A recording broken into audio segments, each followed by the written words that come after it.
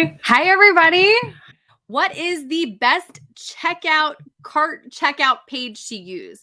I have Leadpages, but I've heard a lot about ThriveCart, Shopify, SendOwl, and so many options. So if you're talking about checkout pages, I have a lot of feelings about checkout pages and cart systems and everything. If you guys do not know, I guess it's not earlier this year, anymore. In 2021, there was a whole debacle with PayPal where they froze two of my PayPal accounts and basically then tried to pay themselves with the money that they owed me that they had frozen. It was a whole thing. I'm not going to go into it today so that we can save some time. But one of the things was when that happened, a lot of people were asking me, what are the different checkout processors that you can use? And so let's start there, because the other part of this question was people are really hesitant to pay without PayPal as an option. Yeah, they are. That's kind of, PayPal and I have a lot of thoughts. But this is kind of where the problem comes in, because a lot of people, I posted a video to TikTok about PayPal, and the number of people, like we're talking hundreds of comments of people saying that the same exact thing had happened to them. I got tagged in like hundreds of videos of people who are like telling the exact same story that I had to share. The problem here is when it comes to actually collecting money from online work, people really do like to use PayPal from a consumer side. So being able to, I don't have to remember my credit card number. I don't have to remember like a billion different, the security code on the back of it or whatever. I just need to log into my PayPal account and there it is. And so when it comes to like, do you get rid of PayPal? Unfortunately, no. I know. I still have PayPal. I just immediately take all of the money out of it. It is a scary thing. But here's kind of the other thing that I learned while I'm posting these TikToks about how I was wronged by PayPal on two different accounts for two different reasons. It was a whole thing. But after I was talking about like other alternatives, like Stripe is a really good alternative as well. Square, I've heard some people use Square and have had positive results from it. And I've also used Shopify, like directly from Shopify. And I mean, I use Teachable, like I can collect payments from Teachable as well. You can do that through like Podia or ThriveCart or whatever it is, but you still, in a lot of those, checkout processors through courses or other platforms, you do still need to have a way to collect payment. So that would usually be from Stripe or PayPal. So you do need to have them as options. I don't have a preference on either one because, again, going back to these TikTok comments, there was not a single option as far as like dealing with online currency or online banking checkout systems. There was not a single option where somebody didn't have a horror story. It's just one of those things where I'm like, nothing is necessarily foolproof. Nothing is perfect. Nothing is without concern, basically. So things that you can do if you're concerned with, like if you're going to be safe using PayPal or Stripe, you can always move your money out immediately. I know that with Stripe, it will just deposit it into your bank account after like 3 days, I think. But you can set it to deposit only if it reaches a certain threshold, or you can do it by the end of every day. That's what I do because I think that's the safest, because I don't want my money being held anywhere if I can help it. Because it is kind of scary when you are looking at like what happened with PayPal and how many times that it has happened and how it goes unchecked. So that's my spiel on PayPal or Stripe or anything. I did see that when I stopped using PayPal, my conversions did dip. And when I brought it back, they went back up. It's not necessarily that some people use, it's not that some people don't use Stripe, because it's not like they see that it's Stripe. It just says like the credit cards. So it'll say like, Visa, MasterCard, Discover, or whatever, Amex. So it'll be kind of that logo, but it's just easier with PayPal. And if we're talking about like removing any kind of obstacle for our people so that it's easier for them to give us money, unfortunately, yeah, PayPal does kind of hold the monopoly on it. They just really do. So that's the difference in my mind between like, is PayPal better or safer? Or is Stripe better or safer? Or is Square better or safer? Just be careful with everything. Know your rights, know your options, and remove your money as quick as possible if you're going to continue to use PayPal. That's my big thing. Like, if you take nothing away from this at all, it's remove your money as quickly as possible if you're going to use PayPal. Just point blank on that one. The question, I guess part 2 of this question is, what is the better cart checkout page to use? Which is the best cart checkout option? As far as, there's so many different options. I don't even want to list them all because of how many different options there are. There's, SendOwl, ThriveCart, Leadpages. You can go straight from any of the course platforms that you're using, like Teachable, ThriveCart, Podia, or not ThriveCart, Thinkific, Podia, Kajabi. You can make checkout pages in all of those. You can also use Samcart, Entreport. There's so many different options, and I can't speak to all of them. I can say that what I use right now is I make my checkout pages inside of Leadpages. I do my checkout, like my cart checkout processor, through ThriveCart. And then once they buy, they will either get the download automatically from ThriveCart because they'll deliver them, or they will automatically enroll inside of a course in Teachable, again, through ThriveCart. Or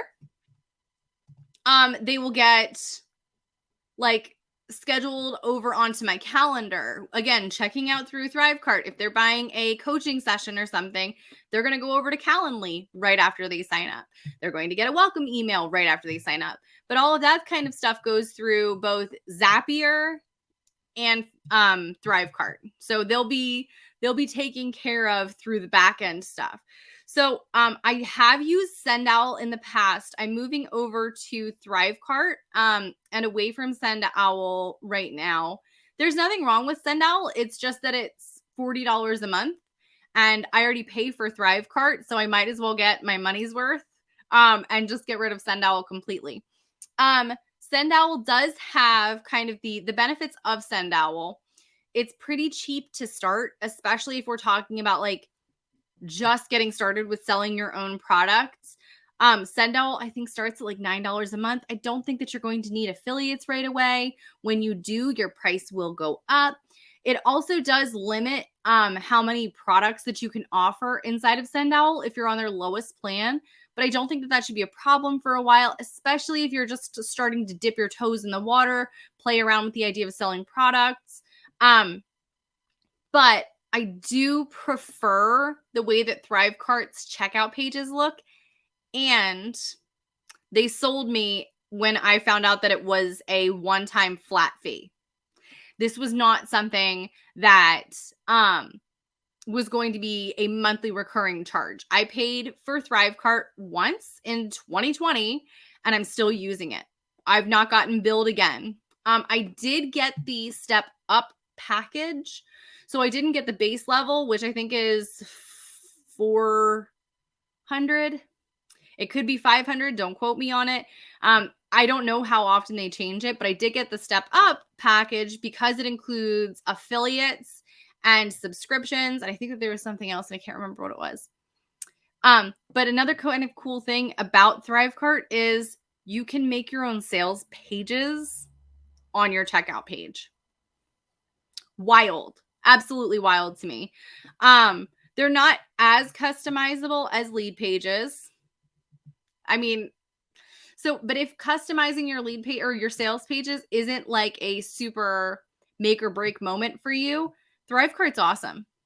Again, it does have the bummer of like you do have to pay for it up front, but once you pay for it, you're in. And that's it. Like you don't have to keep paying again and again and again. And you can also, by the way, if you do have Leadpages Premium, I think is what they call it, allows you to have a checkout on your lead pages. Like they'll do the processing and cart and everything for you. I did not use that. I can't remember why. That's what it was. I signed up and there was some kind of like an issue, like it was not connecting properly with my Stripe account. And so I'm like, this is kind of a waste of time and money because I already have ThriveCart. I already have SendOwl. I'll just send them there. It's not that it's a bad option. It just does increase the price. I think that it would be, as of right now, and this is subject to change tomorrow if Leadpages wants to, I think that it's like $48 a month. But that would be like if you paid for the annual, it would be more monthly if you just paid monthly. So yeah, those are all kinds of things to keep in mind when you're talking about the checkout processor that you need to use. I really am a big fan of ThriveCart. I really am. Is it a pain in the butt, again, that you need to pay for it up front? Yes. Do they have a cheaper option? I do think that the cheapest option is their original baseline model program. And it's still pretty awesome. I really don't have any complaints. And I think that it's pretty user-friendly. Just like with everything though, like with Leadpages, with SendOwl, with anything, things can be as easy to hook up and connect and be simple or as difficult and complicated as you want to make them. So for ThriveCart, I can do an upsell after people have already said they want to buy the first product. We're going to go over here again. Hang on. Get rid of our free. Move this down. Okay. So people are here. They bought the $7 product inside of ThriveCart. And now they're going to see on the same page that they can add a $37 bump is what they call it, which is, I mean, it's technically not an upsell. Like, I guess it could be, but the way that I do it is like, if this is the budget binder, this one could be the paycheck budget, which is learning how to budget with just your paycheck and like putting your expenses first and then taking things out. Super easy, super awesome. It's an easy yes offer. So they would go and say, yes, I want to add this to my cart. So this part's just on the same checkout page. Now, once they've already said, yes, I'm ready to buy, like, give me this stuff, then they're also going to go and see, do you want to join the membership community? It's $9 a month, or you can pay up front, and here you have it. And if they say yes to that, they'll be like, great. By the way, there's also this other course if you do want it. So now we have people being able to go up this product ladder from upsells. There's also downsells. If somebody says they don't want this product at the end of the checkout process, you can say, okay, cool. How about this one for $27 instead of $97? When I tell you that the options for ThriveCart and how many different things that you can put in there as far as like upsells and downsells, it's wild what you can do. Absolutely wild. So yeah, I do recommend it because again, the whole idea of our checkout processes is that we want to make it easy for us, but even more importantly, easy for the customer. That's the biggest thing, because if it's too complex, if it's too confusing, it will be overwhelming for our customers and they will not buy. Another word really quick on upsells, because you can add, I think that it's 6. I think you can add up to 6 upsells inside of ThriveCart and 6 downsells. So if somebody sees each one of the upsells, and the downsells, and they're like, oh, I see this upsell, but I don't want it. Oh, a downsell. Oh, an upsell. Oh, a downsell. They could be going to 12 different pages before they get released to the thank you page. That's a little overwhelming. I went through that with one person whose course I bought, and it was literally like I was so excited to buy this course, and then by the end of seeing upsell and downsell and upsell and downsell and upsell and downsell. I think that it was actually like 12 different pages that I went through. By the end of it, I was so fed up with this content creator. And I had been excited to buy this course, and I was done with it already. I hadn't even seen anything inside of it, and I was done with it. So that's just kind of like a word of warning. Like can you set up 6 different upsells and 6 different downsells? Yes. Should you? That's up to you. Personal recommendation? Probably not. Probably not the best, yes. But as far as ease of use for you, cost, which is, again, a big factor. Like, let's be real, this is a business. We know that things aren't free. However, cost is something that we all need to keep in mind for us. And ease of use for the customer, I really do think that ThriveCart kind of takes the cake on it. SendOwl is pretty easy too. And again, if you're not in the budget yet for ThriveCart, SendOwl is a really good option, especially just to start out. Especially when you're just starting out with like selling your own products.